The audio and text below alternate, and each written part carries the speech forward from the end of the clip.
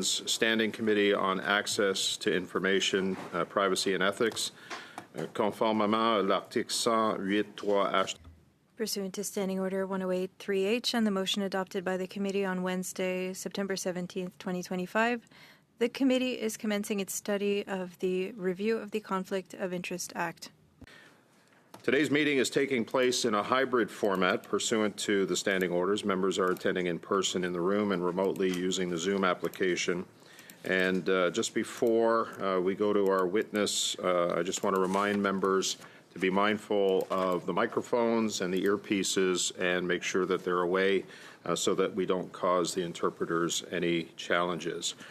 So I would like to welcome our first witness today as an individual on video conference, Mr. Ian Green, who is Professor Emeritus, the School of Public Policy and Administration at York University. Mr. Green, on behalf of the committee, I want to thank you for making yourself available today on such short notice. We're kind of in that sweet spot where we make a determination of what we're going to study and then trying to invite witnesses. In some cases, it's a short notice, but you, sir, have graciously given up your time today, and I invite you to address the committee for 5 minutes with an opening statement followed by questions. Go ahead, sir.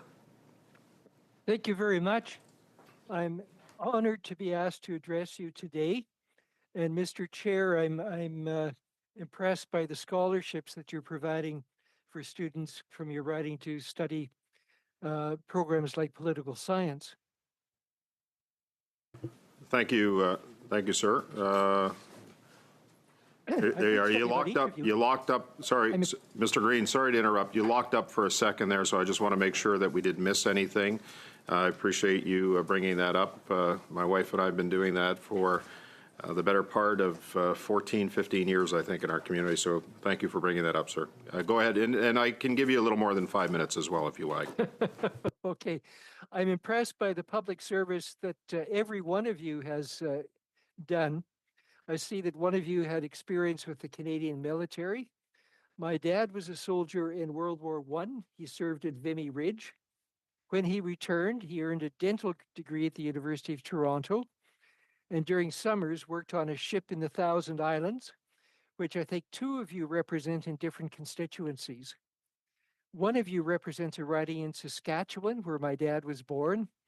Although I grew up in Alberta, I got my undergrad degree from the University of Alberta. I attended Bishop's University in Sherbrooke, Quebec, on exchange for a year. I learned to love Quebec. One of you has a degree from the University of Toronto, which is where I earned my PhD studying our justice system. The motion that set up today's meeting asks whether changes are needed to the Conflict of Interest Act regarding the disclosure of assets of public office holders, and whether changes are needed regarding blind trusts or ethics screens. In his annual report for 24-25, Commissioner Conrad von Finkelstein made recommendations for changes, which I agree with, and we'll discuss in more detail in a few minutes. I'd like to begin by emphasizing that the principle of mutual respect is the fundamental principle underlying all ethics standards in successful democracies. Mutual respect also underlies our basic constitutional principles of the rule of law, legislative supremacy, and fundamental justice. The precise application of these principles based on mutual respect cannot be cast in stone, but evolve over time. Sometimes the evolution is positive as we achieve higher levels of civilized behavior. Sometimes it's negative as we abandon the lessons of history because of ignorance, hubris, or human frailty. I'd like to let you know how I became engaged in the study of ethics in politics. My interest in these subjects was kindled in 1968 when I was the campaign manager for Bob Thompson, who had jumped ship from the Social Credit Party to the Progressive Conservatives. My two qualifications for this job were that I had just finished the second year of a political science degree, and my dad was Bob's dentist. I was 20, too young to vote in those days, but not too young to learn about the challenges of ethics in politics.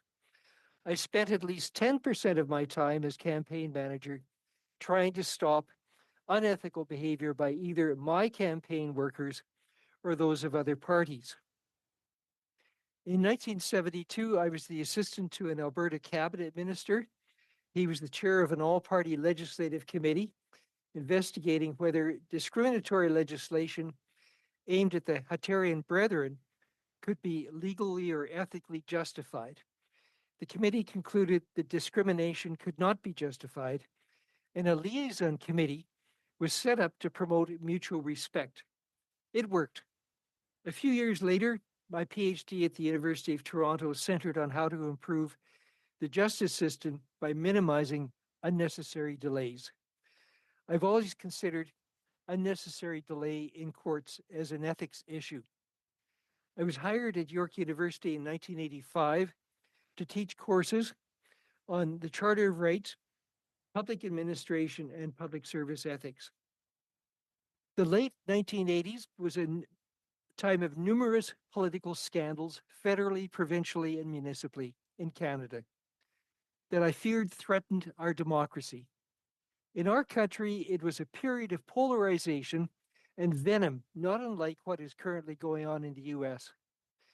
I conducted a study of media stories about conflicts of interest in federal, provincial, and municipal politics. I had to take breaks from my study because reading hundreds of media stories about conflicts of interest, I often felt sick. In 1987, the Ontario government appointed John Black-Aird, the former lieutenant governor, to investigate and report. He recommended the creation of Canada's first independent ethics commissioner. Aird wrote that most people in public life think they behave ethically, but they don't always understand ethical standards in the same way. He wrote that an independent ethics commissioner is necessary to clarify the standards and advise and support members of the legislative houses. After further research, I found that after the appointment of Ontario's Independent Ethics Commissioner in 1988, conflict of interest scandals in Ontario became stunningly less frequent. As well, MLAs eventually came to see the commissioner as a friend, someone who thought sound advice would keep them from making mistakes.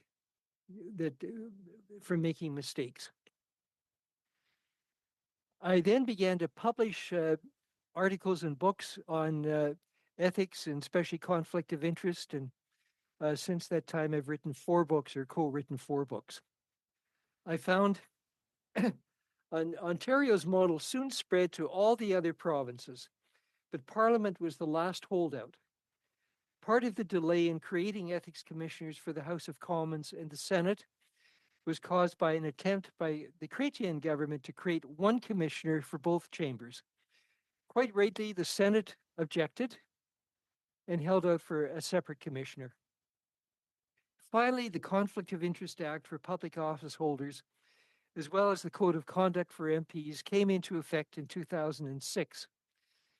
The Conflict of Interest Act and the Code of Conduct for MPs and the Senate Conflict of Interest regime have substantially reduced the incidence of conflict of interest scandals at the federal level. However, the incidence of conflict of interest scandals for federal cabinet ministers and MPs has been above the provincial level on a proportionate basis. 8 provinces require annual meetings between the ethics commissioner and individual members of provincial legislatures. According to my interviews with provincial ethics commissioners, these meetings are critical to prevent conflicts of interest.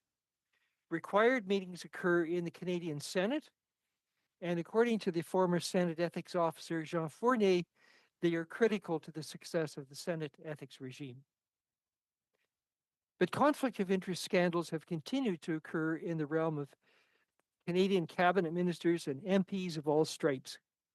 My analysis is that this is because compulsory annual meetings between individual cabinet ministers and MPs and someone in the office of the Conflict of Interest and Ethics Commissioner are not required, but are optional. Currently, there are advisors appointed to the office of the Conflict of Interest by the Office of the Conflict of Interest and Ethics Commissioner for every cabinet minister and MP. Is this enough to prevent conflicts of interest, or should there be mandatory meetings between the advisor and MPs, including cabinet ministers? I think this is an important question that you should look into. At the September 15th meeting of this committee, the commissioner stated the changes to the Act to require public office holders to sell assets rather than putting them into a blind trust would be counterproductive. I agree. His comment that this might result in large income tax bills that would discourage good people from getting into politics is a good point. Nevertheless, some public office holders will give their trustees the freedom to sell assets and reinvest. What is important is to ensure that an ethics screen is in place to prevent a public office holder from being directly involved in decision making that might benefit assets that remain in the trust. In the case of Prime Minister Carney, the ethics screen was set up by the commissioner and is administered by the Prime Minister's Chief of Staff and the Clerk of the Privy Council. First, given Commissioner von Finkelstein's extensive background in business law, the justice system, and the federal court, I can't think of anyone more qualified to set up an effective screen mechanism. Second, in Canada, there is a strong tradition that the Clerk of the Privy Council is completely nonpartisan, and so I think his role in the screen is appropriate. The Chief of Staff is partisan and is trusted by the Prime Minister. I think it is important for the Prime Minister to have someone involved in the screen mechanism whom he can trust to make the trust work and who will likely advise the Prime Minister out of an excess and abundance of caution. In his annual report, the Commissioner made the following recommendations. Number one, a provision for the appointment of an interim commissioner when no permanent commissioner has been appointed. Two, adding apparent conflicts of interest to the definition of conflicts of interest that must be avoided by public office holders. Three, relaxing provisions regarding certain types of assets. Four, harmonizing the definitions of private interest in the Act and the Code. Five, expanding allowed outside activities. And six, increasing administrative monetary penalties. I agree with all of these recommendations, and I hope your committee will work to expedite the legislative changes needed to bring them about. I think that the proposed change that you should examine most closely is the one regarding apparent conflicts of interest. The current accepted definition of apparent conflict of interest, as noted by the Commissioner, is a situation where, quote, there is a reasonable perception which a reasonably well-informed person could properly have that a public office holder's ability to exercise an official power or perform an official duty or function will be or must have been affected by his or her private interest or that of a relative or friend. 35 years ago, there was a consensus among those studying conflicts of interest that apparent conflicts of interest should not be prohibited because the definition is too vague. Thinking has changed since that time, mostly because of public outrage over the technicalities of the differences between real and apparent conflicts of interest. Apparent conflicts of interest are prohibited by the Code, and it makes no sense that they would not be prohibited by the Act as well. This leads to another point I'd like to make. Conflict of interest scandals have been more frequent among federal MPs and cabinet ministers than among those at the provincial level. I think this is primarily because in most provinces, elected members are required to meet with their ethics commissioners within 2 months of being elected and then on an annual basis after that. During my career, I've interviewed many of these commissioners, and they've all told me how important these meetings are to clarify the conflict of interest rules. The meetings also encourage elected members to consult the commissioner whenever they are unsure about a potential conflict of interest. For you, these meetings are optional, as I understand it. However, every MP and cabinet minister has an advisor appointed by the commissioner. I think it would be worthwhile looking into whether the advisor system needs to be beefed up in some way. Should in-person meetings with the advisors be made compulsory? In 1990 to 91, the Mulroney government established the Royal Commission on Electoral Reform and Party Financing. The commission did great work, including 12 volumes of research reports. I wrote a paper for the commission about how to determine the maximum amount allowed for individual and corporate donations to candidates and parties. Is it time for another Royal Commission to look into complex matters such as how to prevent apparent conflicts of interest, how to set up effective blind trusts, and how to establish effective ethics screens? These are very complex questions that would benefit from such a thorough study. I study ethics in politics because the more our system is perceived by the public as ethical, the more likely it is that good people like you will get involved in politics. Please keep up the good work. Okay, thank you, Mr. Green, for your opening remarks. We're going to go to our rounds of questions now. And we're going to start with Mr. Barrett for 6 minutes, followed by Madame Lapointe. Je pense que tu vas partager ton... I think that you'll be sharing your time with Mr. Seri and then Mr. Thériault. Professor Green, thanks very much for taking a moment to personalize your appearance today. I appreciate the connection to your father's military service and to the Thousand Islands region, where I have the honor to represent and, of course, have a kinship with your father through the opportunity that I've had to serve as well. I'd also just like to quickly observe the photo over your left shoulder. That's lovely. And while we've read about your background, I think that photo probably says more than I read in your biography about you. So I appreciate that very much, sir. I'd like to get through, I have 5 minutes remaining for questions, and so I'd like to get through 4 if I could. And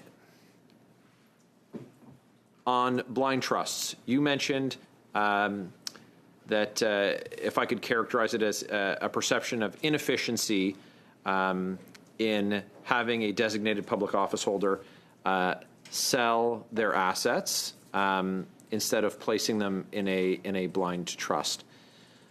The commissioner, during his appearance, which you're familiar with, said that the trustees generally don't sell what's placed into the trust. And so the public office holder knows exactly what went in. So is there an issue with not just the characterization of it being a blind trust, but also with the reality of them knowing, and their advisors knowing, and their cabinet colleagues and other officials knowing exactly what went in? Well, that's a very important question. And I have talked with former public office holders who, having very high ethical standards, have told their trustee, you can sell anything in my trust. I just don't want to know whether my assets are still in there or if they've changed. And then after he became free of being a public office holder, he was quite shocked at what had been sold and what he thought were the very poor decisions of the trustee about the replacements. So it's a chance that public office holders take. It's something that having these required divestments and the blind trust being one possibility in politics is only about 30 to 40 years old. We're experimenting. And this is why I think it might be good to have a major study of various different systems in Canada and other countries, and what works best, what needs to be changed.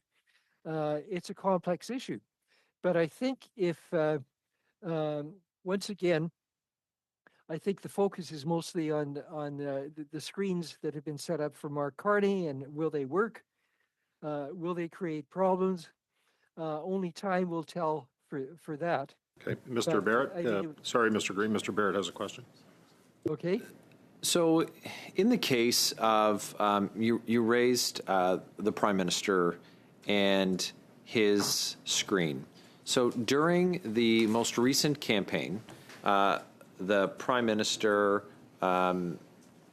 said, and it was reported on, that he had crafted the Liberal Party platform.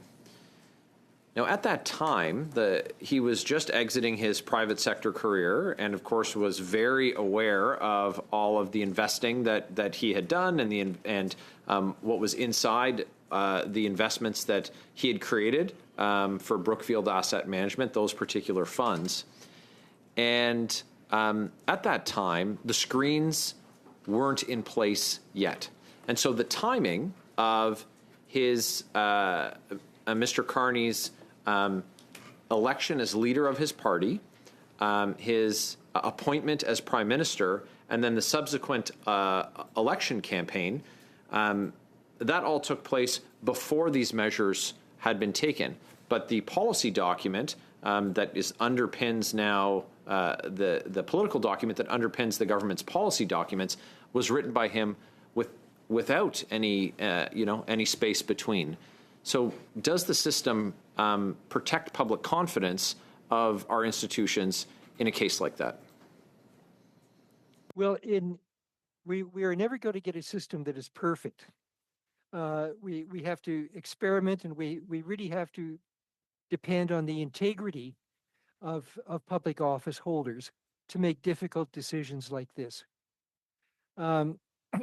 My experience with looking at political scandals federally and provincially is that the people that we have to worry about are those whose finances are close to the line, and they might be tempted to do something unethical to make sure that they have a nest egg when they retire. If someone is very, very well off, they're much less likely to be tempted to benefit themselves because they're already pretty well off. But as I say, you raise legitimate questions, and it's something worth looking into more thoroughly. Okay, thank you, Mr. Green. Thank you, Mr. Barrett. Madame Lapointe pour 6 minutes. Madame Lapointe, you have 6 minutes that you can share. Hello and welcome to the Ethics Committee. We greatly appreciate your presence here. You just mentioned blind trusts. I just want to be sure that I understood correctly. So somebody who's on the line, do you mean somebody that might not follow the conflict of interest rules? No, a blind trust is where a trustee has the control over all the assets and makes decisions without being in touch with the person who actually owns the assets. Je comprends ça très bien ce que vous... That I understood. I understood the trustee and the blind trust, but you seem to be saying that if you said that somebody could be close to the line, what did you mean by that? Well,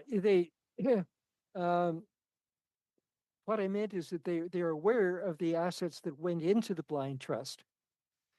And J'ai une autre question par rapport... I have another question. Earlier, we were saying that people know what's going into the blind trust, but is there anyone who looks into the trustee to see whether or not they were really carrying out the transactions for that blind trust? Had anyone looked into that? Well, that's something I assume that the ethics, conflict of interest and ethics commissioner would do, because the trustee has specific responsibilities, and that's certainly it's at arm's length from the person who actually owns the assets. Um, I'm a trustee for a couple of trusts for handicapped people, so I'm aware of my obligations, and they're very, very strict. And I want to make sure that I always honor those. If I didn't, I would get into legal trouble. Ça se peut que les trustees, So trustees could make transactions that would be similar to a person's original investments. Well, the trustees look into the financial viability of the assets, from my experience, and if they wanted to sell assets and buy new ones, they would look into something similar. But the important point is, if they sell the assets, the owner of the assets would not know that the assets had been sold, or the new assets that had been replaced, that they'd been replaced with. merci beaucoup. Je vais passer la parole à Thank you. I'm going to give the floor to my colleague. Thank you, Chair. Thank you, Mr. Green, for being with us today. And thank you for sharing your knowledge with us. I find it very relevant to hear from you. You, in your opening remarks, talked about the code and the act. And my question is as follows. Should the act should it apply to all MPs? Or is the code or should the code for MPs be updated in order to better reflect the act and correspond to changes that will be needed over time? Well, that's a very good question. It's very, very confusing to have a different set of rules in the Act and the Code. And I think the recommendation that apparent conflicts of interest be included in the Act as it is in the Code makes it slightly less confusing. But you folks have to live with the Code.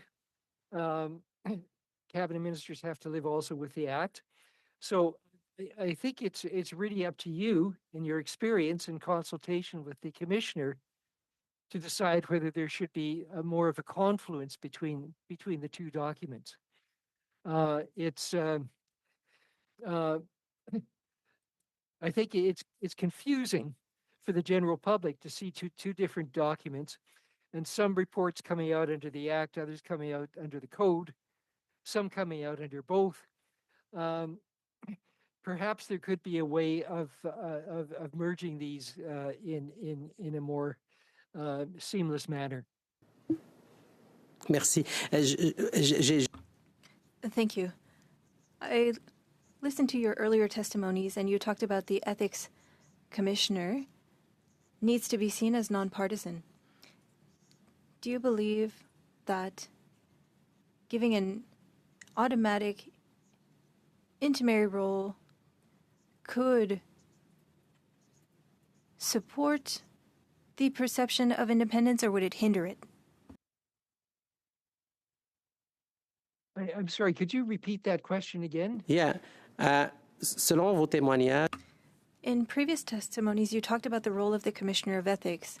Do you believe that having an automatic role for the Commissioner to be there on an interim basis could support the perception of independence or hinder it? I think that would support the perception of independence. But in previous testimonies before this committee, I have argued that it's very, very important when the conflict of interest and ethics commissioner is selected, that person be acceptable to both the government and the opposition, because it's very important that that person have the trust of both sides of the House. Okay, thank you. Merci, Mr. Green. Thank you, Mr. Green. Mr. Sari, I gave you a little bit more time because you were able to ask 2 questions. Mr. Thériault, you have 6 minutes, please. Thank you, Chair. The interpreter would like to note that the wrong microphone is on. D'être avec nous et de démontrer autant de générosité en si peu de temps. Vous avez accepté l'invitation. Je comprends que... I understand that you would support a more proactive ethics system that also is forward-looking and not retrospective. So we shouldn't have to wait for a conflict of interest, but get ahead of it, offer training and information.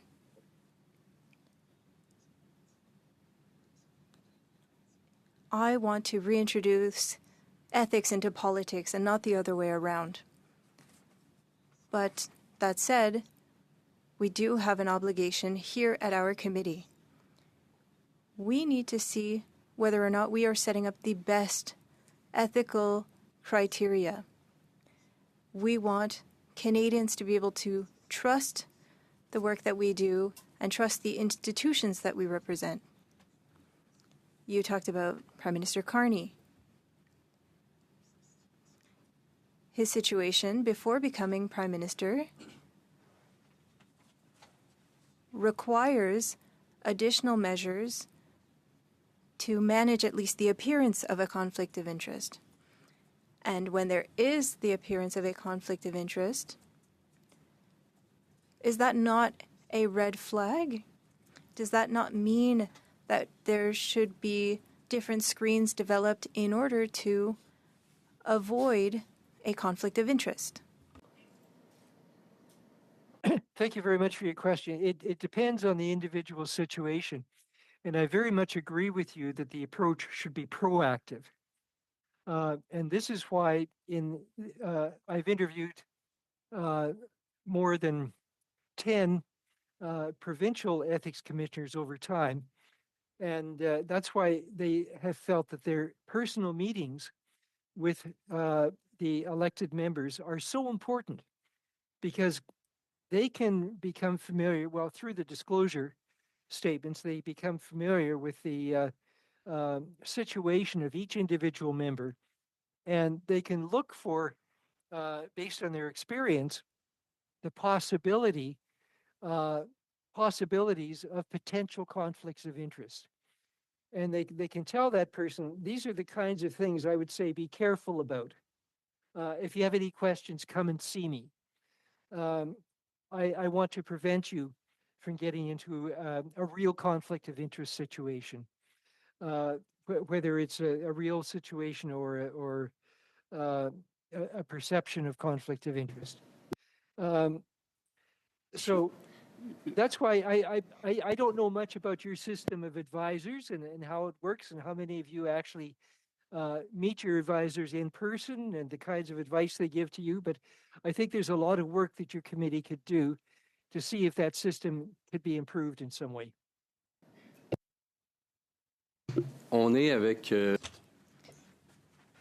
We have a Prime Minister now who owns the Brookfield Assets Management that controls 916 companies and manages billions of dollars and has interests in the 5 major fields that are impacted by Bill C-5. Do you not believe that the screen that applies to Prime Minister Carney through his Chief of Staff and through the clerk, without divulging the interests of people regarding the interests of Brookfield Assets, there is no research done on that, to my knowledge. I asked the question to the Commissioner and he did not have an answer. Do you not believe that the screen is perhaps insufficient for conflict of interest? And final question, and perhaps I'll come back to this later. Some positions, some jobs in the private sector might make it so that their work is incompatible with becoming prime minister on an ethically. Let me deal with your second question first, because that's a new one that I haven't thought of before. I'm an optimist. I think that no matter what someone's background is or has been, I think that everybody should be capable of becoming prime minister. Although it's good to have a runway in order to prepare for this. And of course, in the last year, we haven't had much of a runway. And your first question was, can you remind me, please? Compte tenu des intérêts. Because of the interests of Brookfield and the bill, the Prime Minister is making all decisions. It's not just a minister in a cabinet of ministers. It's the Prime Minister who's giving all of these directives. And even though he has a blind trust, the decisions that he makes will increase his assets, even if he doesn't know by how much they will increase. So do you not believe that that screen is perhaps insufficient? Can get a brief response, Mr. Green, please. Yeah. There will be some situations where perhaps the chief of staff will say to the prime minister, this particular piece of legislation, I'm afraid, might affect the value of your, significantly, the value of your assets that went into the trust. Maybe it's, for this particular thing, it's time to just actually go beyond the screens to disclose what is still in the trust and say, look, this is what I've done. This is my decision. I've recused myself. Leave it up to the public to decide whether I've done the right thing. So there may well be some difficult decisions to make in the future about this. But once again, these are complex questions that I really hope that there will be further studies about. Okay. Thank you, Mr. Green. Merci, Monsieur Thériault. Le premier tour est... That concludes the first round. We're going to move on to the second round of questions. You have 5 minutes. Go ahead, sir. Thank you, Mr. Chair. Professor Green, I'd like to ask you some questions about ethics screens that can be set up by the Ethics Commissioner pursuant to Section 29 of the Act in respect of public office holders. At the end of your opening statement, you spoke of the importance of public confidence in the robustness of our ethics laws. And in that regard, there has been some criticism of ethics screens from the standpoint of transparency, insofar as they effectively enable a public office holder to get around reporting requirements under Section 21 sub 1 of the Conflict of Interest Act, which requires a public office holder to publicly report each occasion that they recuse themselves to avoid a conflict of interest. I'd be interested in your thoughts.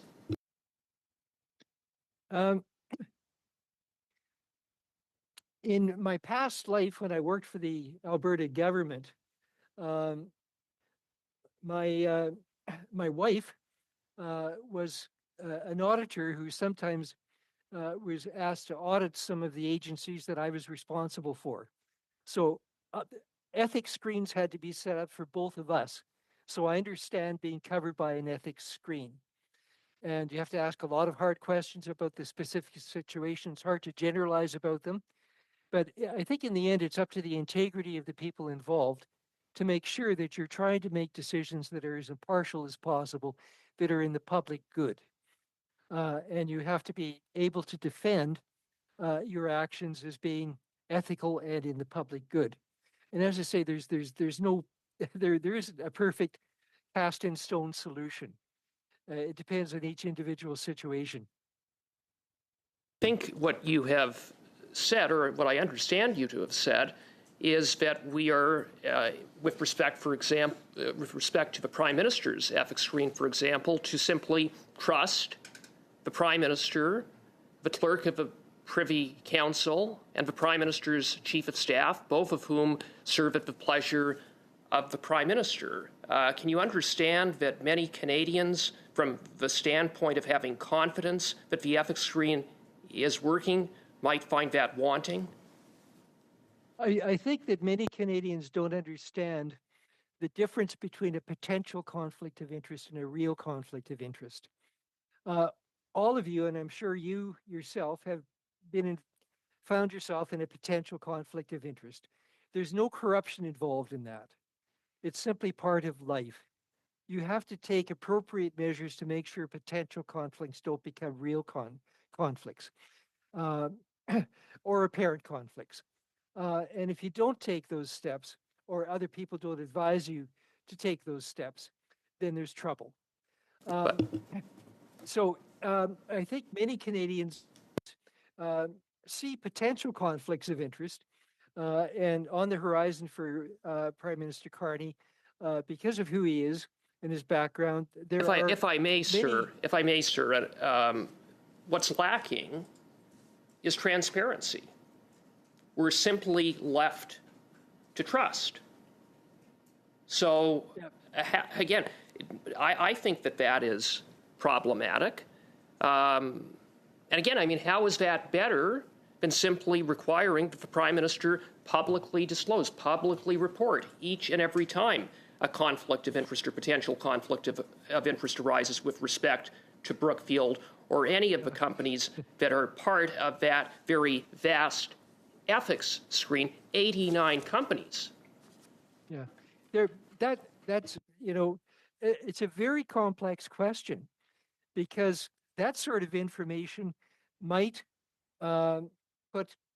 might create problems on its own. There may be people, dishonest people, who want to try to impress the Prime Minister by investing in their assets. There may be foreign governments who may be trying to influence Canada by investing in the confirmed Prime Minister's assets. And so there are all kinds of problems that could result from being overzealous. I think the system that we have right now, based on our 40 years of experience with these kinds of things, works as well as it can. It's not perfect. There will need to be changes made in the future. But as I say, these are such complex questions. Maybe it's time for a Royal Commission to look into them more thoroughly. Okay, thank you, Mr. Green. Thank you, Mr. Cooper. Ms. Church, for 5 minutes, please. Go ahead. Thank you, Mr. Chair. Dr. Green, thank you for being with us today, and thank you for acknowledging, I think, the shared fond memories we have of being at two great institutions in Canada, the University of Alberta and the University of Toronto, also my alma maters.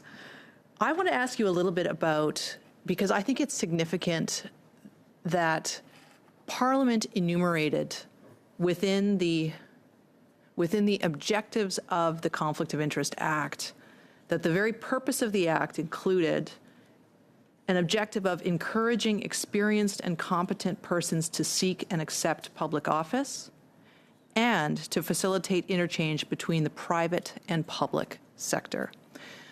Can you just talk a little bit about why you think those objectives might be an important piece to the framework that we're discussing today? Well, yes, we want people to get involved in public life who have a broad range of experience in many different sectors of society. And to create rules that are unnecessarily strict so as to discourage good people from getting involved in politics, I think is counterproductive. It's important to have rules that are strong enough that where most Canadians think that the people getting involved in politics have high ethical standards. I mentioned the Royal Commission on Party Financing and Electoral Reform. which reported in 1991. One of the exercises that we undertook was to have a couple of days of meetings with representatives of all the parties. I think we chose 5 women and 5 men from every party that existed in 1991 to talk about ethics and how to promote ethics. And one thing that I remember from those 2 days of meetings was that the equal number of men and women, many women said they are reluctant to get involved in politics because the ethical standards are so low. There need to be stricter standards and more women would get involved in politics. The men tended to be of a different point of view. Oh, if they're too strict, you'll keep too many good people out. So it's a question of finding a balance. And as I say, I'm interested in studying ethics and politics because I want Canadians to have a high opinion of people that get involved in politics. So if it's important to have a framework then, and a strong framework, a trusted framework, and the blind trust was created in that vein, what are, in your view, some of the indices of what would make for a strong trust, like the terms of the trust, the requirements that are built into when you establish a trust? What do you think gives this system its strength? I think having a trustee or trustees who have integrity, who could be trusted to manage the affairs competently and ethically is important.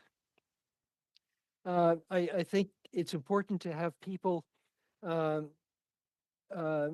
helping with the screens, like the clerk of the Privy Council, to make sure that the screens are working properly. That's a big job. I hope the clerk of the Privy Council has some assistance with regard to that. Anyway, we will see how the current system works. But I think it's really important for you on this committee to try to make sure that there are high standards, that Canadians have trust in the situation. I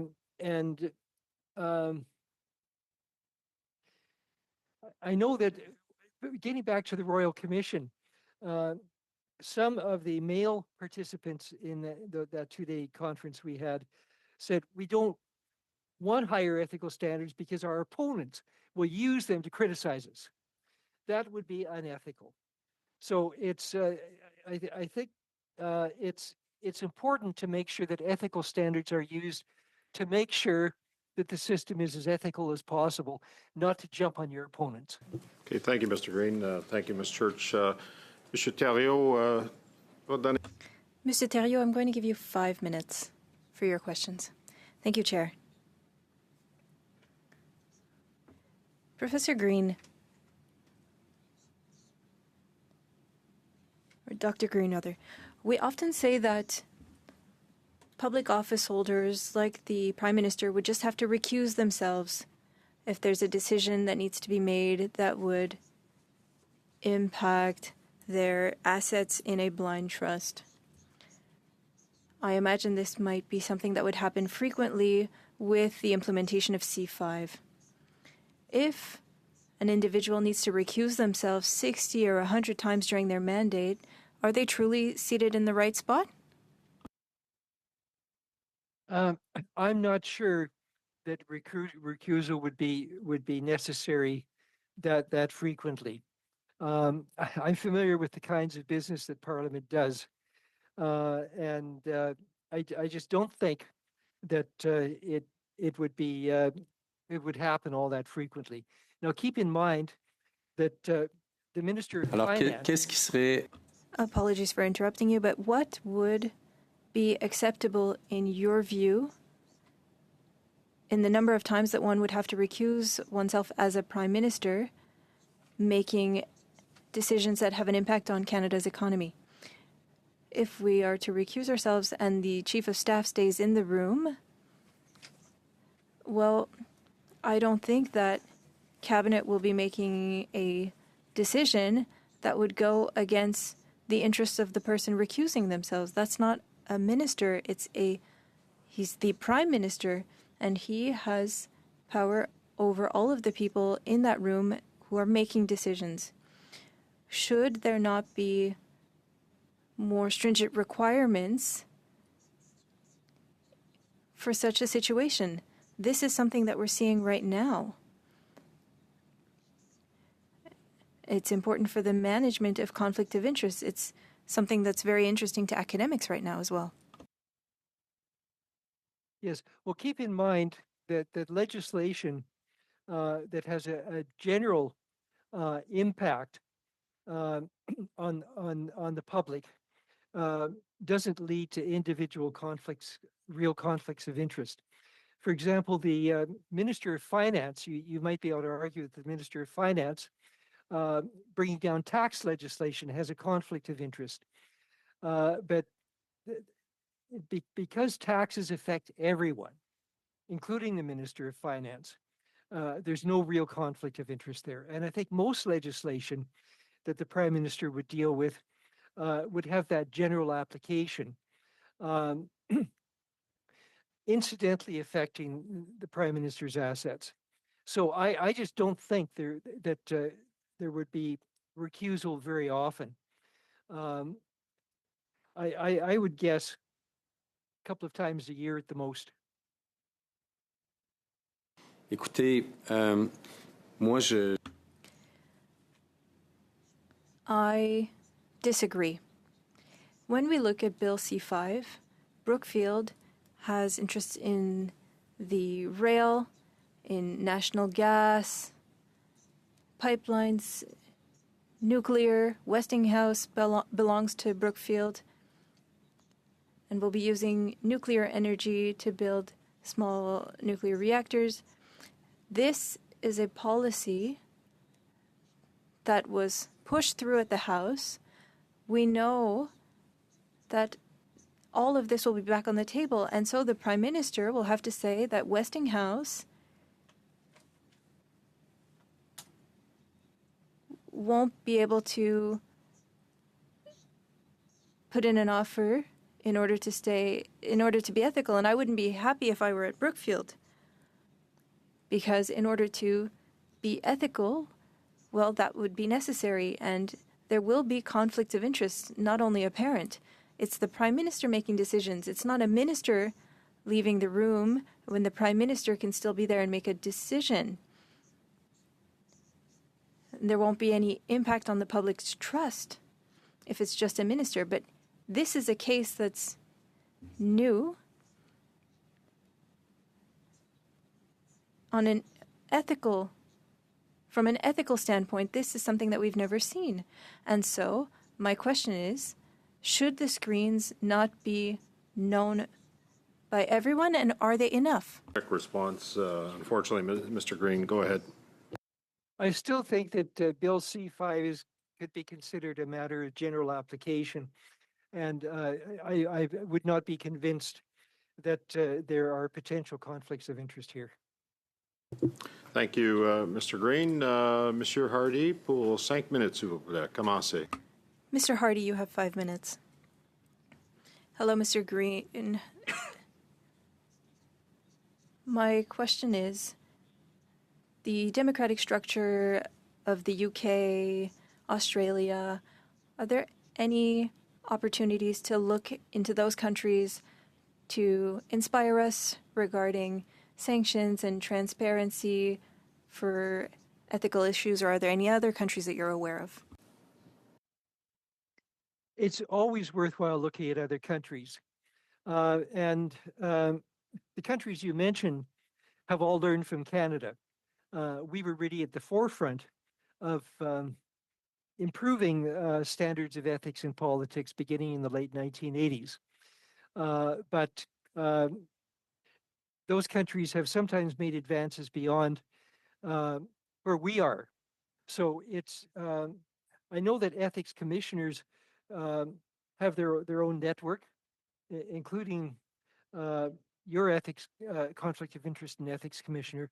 And in addition to looking at best practices from each other, they look at other countries. They have speakers often from other countries.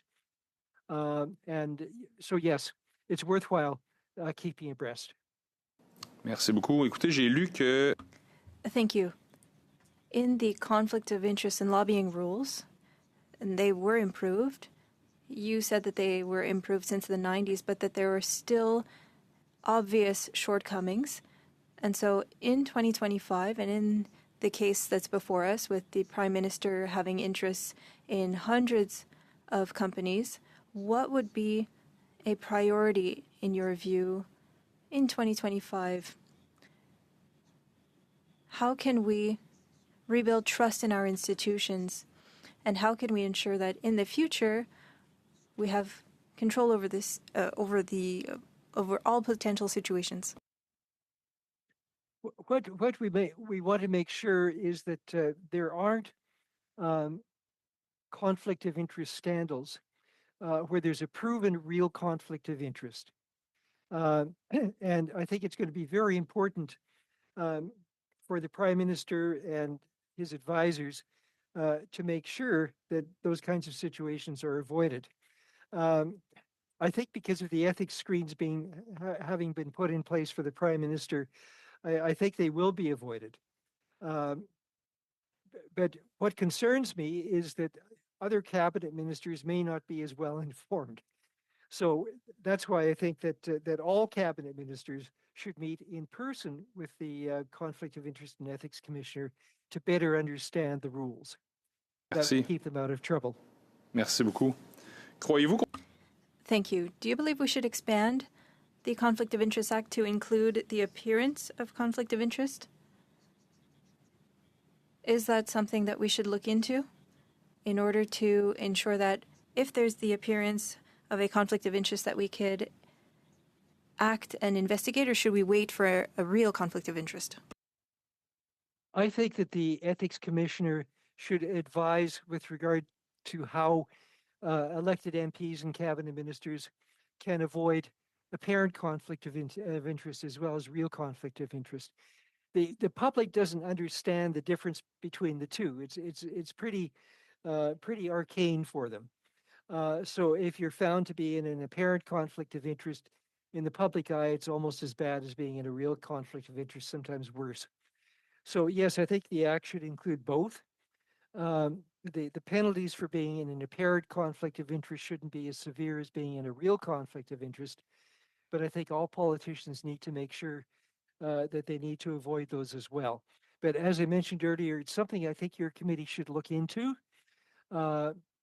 If the act is going to be amended to include apparent conflict of interest, how can this be done in the most effective way? Dernière question pour vous. Merci pour votre réponse. Thank you for your answer.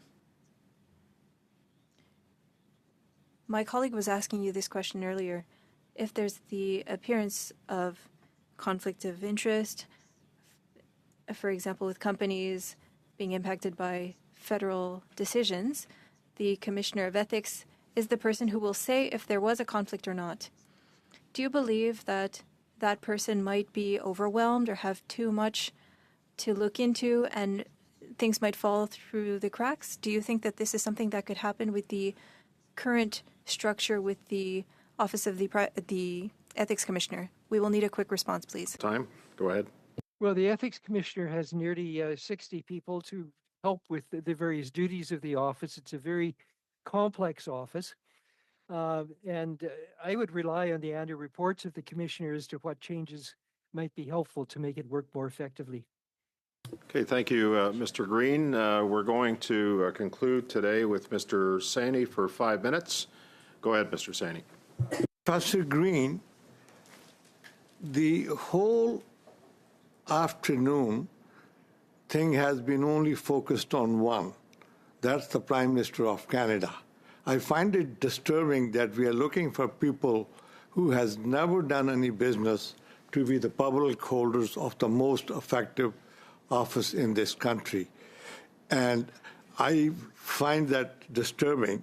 But beside that, my question to you is, if someone who is holding a public office has to divert their entire investment portfolio when entering public life versus the option of utilizing a blind trust, could you give your opinion? I think it's counterproductive for the public office holders to divest everything. I once worked for a cabinet minister in Alberta, Peter Lougheed was the premier. At that time, in 1972, he required all his cabinet ministers to sell all their stocks and bonds, including my minister, who had to sell his penny stocks and bonds. I think that was overreach, but in those days we hadn't thought of better ways of preventing real conflicts of interest. We were in the early days, so I think the current regime is much better, and it makes it more attractive for good people to get involved in politics. Thank you. Okay, I have a question. well, if you're going to share your time, we have 3 minutes and 15 seconds. Who's going? OK, thank you. Merci beaucoup. Professeur, I have a question for you. If we were to review the process by which we choose the ethics commissioner, would you have any suggestions? Yes, in most of the provinces, there's a legislative committee composed of all party members. They advertise for the position of ethics commissioner. They interview the best candidates, and in some cases, the candidates being interviewed will say, "I'm not going to accept this position unless your decision to recommend me is unanimous." It's so important for the commissioner to have the trust of both sides of the House. So I think it would be useful for you to look at what's done in most provinces in terms of choosing the ethics commissioner and maybe thinking about changing the federal procedure. merci. Merci pour. Thank you for that information.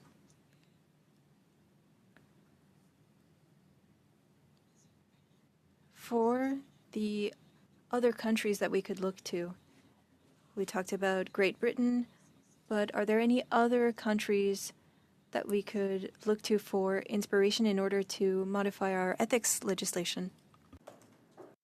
Well, I believe it's Tanzania requires all political parties to have their own code of conduct. And it has to be approved by an ethics commissioner, I believe. So I think that would be a way forward. The Royal Commission on Electoral Reform back in 1991 recommended that every political party in Canada develop its own code of conduct. Very few have. The Liberal Party of Quebec is one of the few. And they only did it because they were trying to recover from scandals. But I think you can't have everything controlled by the ethics commissioner. The parties themselves have to buy into ethics principles. They need to develop their own codes of conduct. The process of developing a code of conduct is very educational. So I think that a requirement for all parties in Canada to have their own codes of conduct that would be approved by the ethics commissioner so that they're serious and they're enforceable would be a step forward. Merci beaucoup de votre présence. C'est très apprécié, votre savoir que vous pouvez partager. Thank you very much. Thank you for sharing all that information with us. Thank you, Ms. Lapointe.